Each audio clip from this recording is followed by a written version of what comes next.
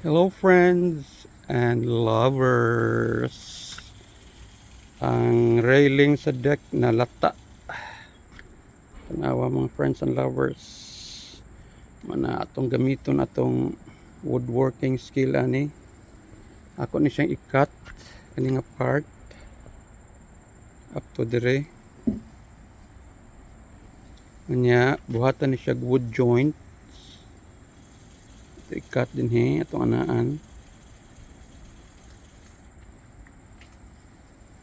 Nya isumpay tani ang bag-o nga wood plank ana.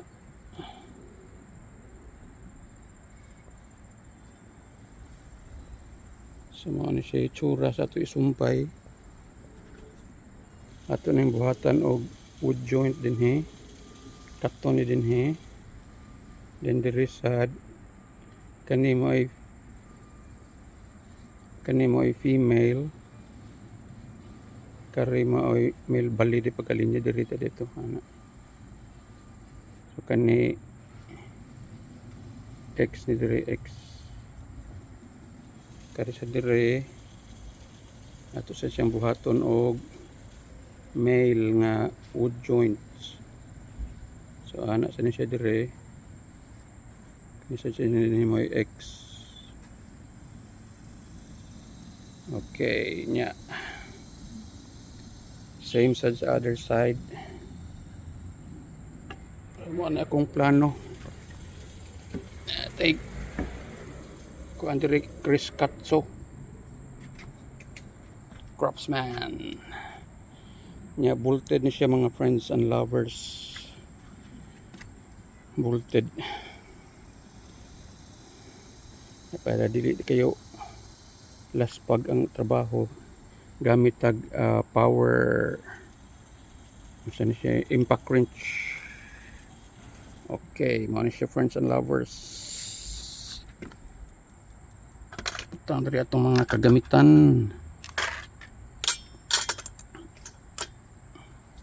Okay, sunod na kong video atong tanawon unsay itsura sa finished product. Ya ato sa din siyang i-cure ang wood nga ato isumpay kay dali kay malata din nga portion, labi na winter kay ma-accumulate ang snow din in dapita. Ya kani wood joints man din he. Muni grabe kay kalata.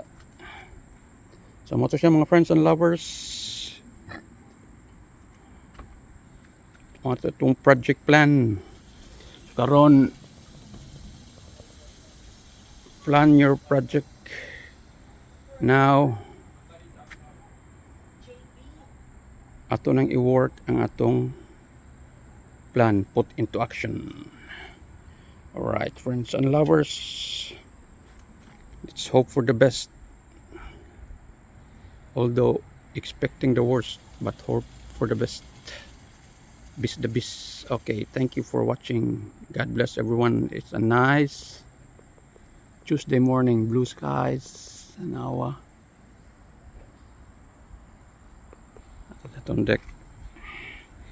Ang garden, ang olive garden, so asa dito. Dot na kayo. Ang talong dagko nagbunga. Watermelon din ha.